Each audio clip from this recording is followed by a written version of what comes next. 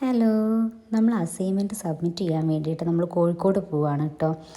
അപ്പോൾ എന്നും നേരത്തെ വരുന്ന ഫയൽ ഇന്ന് വളരെ നേരത്തെ ആയതിനാൽ നമ്മൾ 8:45 ട്രെയിനിന് പോകാൻ വേണ്ടി വിചാരിച്ചിട്ടുണ്ടായിരുന്നു. അത് 10:30 ഈ ഒരു KSRTCയിലാണ് പിന്നെ യാത്ര ഉണ്ടായത്. നമ്മൾ 4 ആളും കൂടിയ പിന്നെ 2.5 മണിക്കൂർ കടന്നു പോകുന്നത് നമ്മൾ അറിയില്ല കേട്ടോ. അങ്ങനെ നമ്മൾ ഏകദേശം ഹൈലൈറ്റ് മാളിൻ്റെ ആ ഒരു ഭാഗത്തൊക്കെ എത്തിയിട്ടുണ്ട്. അങ്ങനെ ഏകദേശം നമ്മൾ കോഴിക്കോട് എത്തിയിട്ടുണ്ടെന്ന് തന്നെ പറയാം. അങ്ങനെ അവിടെ സ്റ്റാൻഡിലെത്തി നമ്മൾ അവിടുന്ന് ഒരു ചായയും പിന്നെ സ്നാക്സൊക്കെ കഴിച്ച് ഒന്ന് ഫ്രഷ് ആയിട്ട് പിന്നെ നമ്മൾ JDT പോവുകയാണ്. അപ്പോൾ നമ്മൾ ഓട്ടോയിലാണ് JDT പോകുന്നത്.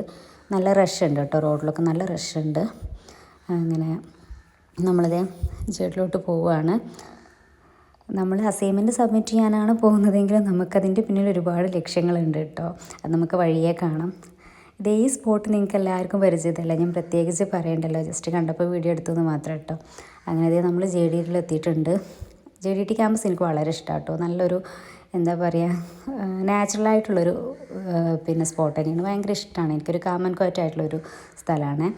അങ്ങനെ നമ്മൾ ഫസ്റ്റ് ഫ്ലോറിലാണ് ഇഗ്നോൻ്റെ ഓഫീസിലുള്ളത്. നമ്മൾ അവിടുന്ന് പോയി അസൈൻമെൻറ്റൊക്കെ സബ്മിറ്റ് ചെയ്യാൻ വേണ്ട കാര്യങ്ങളൊക്കെ നമ്മളൊന്നും കൂടെ റീചെക്ക് ചെയ്തു. അവിടെ ഒരുപാട് ഇരുന്നിട്ട് ഫോർമാറ്റും കാര്യങ്ങളൊക്കെ ഫില്ല് ചെയ്യുന്നുണ്ട്. അങ്ങനെ നമ്മൾ അസൈൻമെൻറ്റ് സബ്മിറ്റ് ചെയ്തു. പിന്നെ നമ്മൾ തിരിച്ച് പോകുന്നത് ബീച്ചിലോട്ടാണ്. അതാണ് നമ്മൾ ഫസ്റ്റ് ലക്ഷ്യം. അപ്പോൾ നമ്മൾ ബസ്സിലാണ് പോകുന്നത്. അപ്പോൾ അങ്ങനെ നമ്മൾ ബീച്ചിലോട്ട് പോകണം. പിന്നെ നമുക്ക് റഹ്മത്ത് പോകണം. അങ്ങനെ കുറച്ച് കാര്യങ്ങളൊക്കെ ഉണ്ട്. നമ്മൾ അതും വിചാരിച്ച് നമ്മൾ വന്നിട്ടുണ്ടായിരുന്നത് കേട്ടോ. അങ്ങനെ ബസ് പോയി, നമ്മൾ ബസ്സിൽ നിന്ന് അവിടുന്ന് ഓട്ടോ വിളിച്ചിട്ടാണ് പിന്നെ ബീച്ചിൽ പോയിട്ടുണ്ടായിരുന്നത്. അവിടുന്ന് കുറച്ച് നടക്കാറുണ്ട്. അപ്പോൾ ഭയങ്കര വെയിലാണ്. അപ്പോൾ നമ്മൾ ഓട്ടോ വിളിക്കാമെന്ന് വിചാരിച്ചു. അങ്ങനെ നമ്മൾ ഓട്ടോയിലാണ് ബീച്ചിൽ പോകുന്നത്. ഉച്ചതിന് വലിയ റഷൊന്നും റൂട്ടിലുണ്ടായിട്ടുണ്ടായിരുന്നില്ല കേട്ടോ. അങ്ങനെ നമ്മൾ ബീച്ചിലെത്തി ആദ്യം നമ്മൾ ഈ ഒരു ഷുഗർ കെയിൻ്റെ ജ്യൂസ് ട്രൈ ചെയ്യാൻ വേണ്ടിയിട്ടാണ് പോകുന്നത്. ഞാൻ മുൻപ് ട്രൈ ചെയ്തിട്ടുണ്ടായിരുന്നു. അപ്പോൾ അവർക്കും കൂടെ ഒന്ന് ഇൻട്രൊഡ്യൂസ് ചെയ്യണമെന്നുണ്ടായിരുന്നു. അപ്പോൾ അവർക്കും നല്ല ഇഷ്ടമായിട്ടുണ്ട്. നല്ലൊരു ജ്യൂസ് തന്നെയാണ് കേട്ടോ. നല്ലൊരു റിഫ്രഷ്മെൻറ്റ് ജ്യൂസ് തന്നെയായിരുന്നു. 13+ വെറൈറ്റീസൊക്കെ ഉണ്ട്. അപ്പോൾ ബീച്ചിലെത്തി. ഇവിടെ എത്തിയപ്പോഴാണ് ഞാൻ വീഡിയോ എടുക്കുമ്പോൾ ഞാൻ ശ്രദ്ധിച്ചിട്ടുണ്ടായിരുന്നില്ല. പിന്നെ ന്യൂസ് കണ്ടപ്പോഴാണ് ശ്രദ്ധിച്ചത്. ബീച്ചിൽ തിരയുടെ എണ്ണം കുറവാണെന്നൊക്കെ പറഞ്ഞിട്ട് ന്യൂസ് കണ്ടിട്ടുണ്ടായിരുന്നു. അപ്പോൾ വീഡിയോ എടുക്കുമ്പോഴാണ് ഞാൻ ഒന്നും കൂടെ ശ്രദ്ധിക്കുന്നുണ്ടായിരുന്നത്. നല്ല വെയിലുള്ള സമയത്താട്ടോ നമ്മൾ പോയത്. അപ്പോൾ അധികം നേരം അവിടെ സ്പെൻഡ് ചെയ്തിട്ടില്ല. പിന്നെ നമ്മൾ ഈ ചേച്ചിയുടെ അടുത്ത് നിന്ന് കൈയൊക്കെ നോക്കിയിട്ടുണ്ടായിരുന്നു. ചേച്ചി കുറേ കാര്യങ്ങൾ ഫ്യൂച്ചറിനെ പറ്റിയൊക്കെ പറഞ്ഞ്. പിന്നെ നമ്മൾ പോയത് റഹ്മത്തിലോട്ടാണ്. ഇത് പഴയ റഹ്മത്താട്ടോ. നമ്മൾ പുതിയ റഹ്മത്തെന്നാണ് ഫുഡ് കഴിച്ചിട്ടുണ്ടായിരുന്നത്. അപ്പോൾ ഇവിടുന്ന് ആദ്യമായിട്ടാണ്. അപ്പോൾ ഇവിടുത്തെ ഒന്ന് ട്രൈ ചെയ്യണമെന്നുണ്ടായിരുന്നു. അപ്പോൾ നമ്മൾ മട്ടൻ ബിരിയാണിയും ചിക്കൻ ബിരിയാണിയും അതുപോലെ ബീഫ് ബിരിയാണിയൊക്കെ നമ്മൾ ട്രൈ ആക്കിയിട്ടുണ്ടായിരുന്നു. എനിക്ക് കോഴിക്കോട് വെച്ച് സാഗറും അതുപോലെ പാരഗൺ, കുറ്റിച്ചിറ അങ്ങനെ ഒരു 3-4 സ്പോട്ട് ട്രൈ ചെയ്തിട്ടുണ്ടായിരുന്നു. എനിക്ക് ഏറ്റവും ഇഷ്ടമായത് ഈ റഹ്മത്തത്തെ ഒരു ബിരിയാണിയാണ് കേട്ടോ. വൺ ഓഫ് മൈ ഫേവറേറ്റ് ആണ്. പിന്നെ നമ്മൾ പോയത് നെക്സ്റ്റ് സ്പോട്ട് SM ആണ്. കോഴിക്കോട് വന്ന SM പോകാതെ നമുക്ക് പോകാൻ പറ്റില്ലല്ലോ. കുറച്ച് ഡ്രസ്സൊക്കെ എടുക്കേണ്ടതുണ്ടായിരുന്നു. അപ്പോൾ നമ്മൾ കുറേ ഷോപ്പിൽ നമ്മളിങ്ങനെ കയറി ഇറങ്ങിയിട്ടുണ്ടായിരുന്നു. നമ്മൾ ഒരുപാട് വീഡിയോസും കാര്യങ്ങളൊക്കെ ഇപ്പോൾ ഇൻസ്റ്റഗ്രാമിലായാലും യൂട്യൂബിലായാലും കാണുന്നുണ്ടെങ്കിലും പക്ഷെ നമ്മൾ ഓരോ ഷോപ്പിലും ചെല്ലുമ്പോഴാണ് നമുക്കതിൻ്റെ ഒരു സത്യാവസ്ഥ എത്രത്തോളമാണെന്ന് മനസ്സിലാകുന്നത്. അങ്ങനെ നമ്മൾ ഒരുപാട് ഷോപ്പിൽ കയറി ഇറങ്ങിയെന്നല്ലാണ്ട് നമുക്കങ്ങനെ നല്ല രീതിയിൽ ഡ്രസ്സ് കിട്ടി, അത് അഫോർഡബിൾ റേറ്റ് അങ്ങനെ ഒന്നുമില്ല കേട്ടോ. പിന്നെ ചില ഷോപ്പിലൊക്കെ ഇപ്പോൾ സ്റ്റോക്കും കുറവാണ്.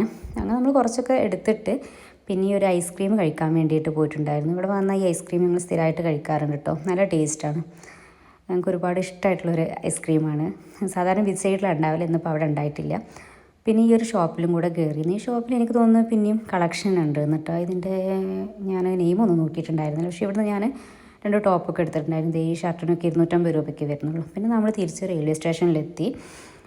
നമ്മൾ ട്രെയിനാണ് തിരിച്ച് പോകുന്നത്. അപ്പോൾ കുറച്ച് നേരം വെയിറ്റിംഗ് ഉണ്ടായിരുന്നു കേട്ടോ. അങ്ങനെ നമ്മൾ കുറ്റിപ്പുറം എത്തിയിട്ടുണ്ട്. നമ്മൾ ട്രെയിനിൽ കയറി. പിന്നെ അവിടുന്ന് വീഡിയോ എടുക്കാനൊന്നും കഴിഞ്ഞിട്ടുണ്ടായിരുന്നില്ല. ഭയങ്കര റഷ് ആയിരുന്നു. നമുക്കൊരു നിൽക്കാൻ പോലും സ്ഥലം ഉണ്ടായിരുന്നില്ല. ഭയങ്കര റഷ് ആയിരുന്നു. അങ്ങനെ നമ്മൾ സ്റ്റേഷന് കുറ്റിപ്പുറമാണ്. നമ്മൾ അവിടെ എത്തിയിട്ടുണ്ട്. അവിടെ നമ്മളിനി വളാഞ്ചേരിയിലോട്ട് പോകാം കേട്ടോ. നമ്മളെ ഫ്രണ്ടിൻ്റെ ഒരു ട്രീറ്റ് ഉണ്ട്. അപ്പോൾ നമ്മൾ വളാഞ്ചേരി പോയിട്ട് കഴിക്കാമെന്ന് പ്ലാൻ ചെയ്തതായിരുന്നു.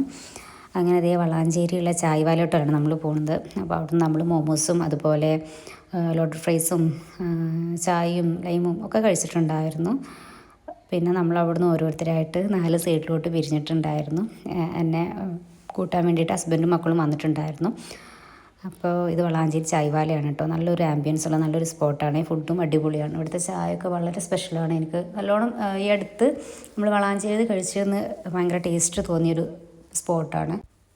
ഞാൻ കോഴിക്കോടും പൊന്നാനിയൊക്കെ ചായ്വാലയിൽ നിന്ന് ചായ ട്രൈ ചെയ്തിട്ടുണ്ടെങ്കിലും ഇവിടുത്തെ എനിക്ക് നല്ലോണം ഇഷ്ടപ്പെട്ടു. ഒരു വെറൈറ്റി ടേസ്റ്റ് ഉണ്ട്.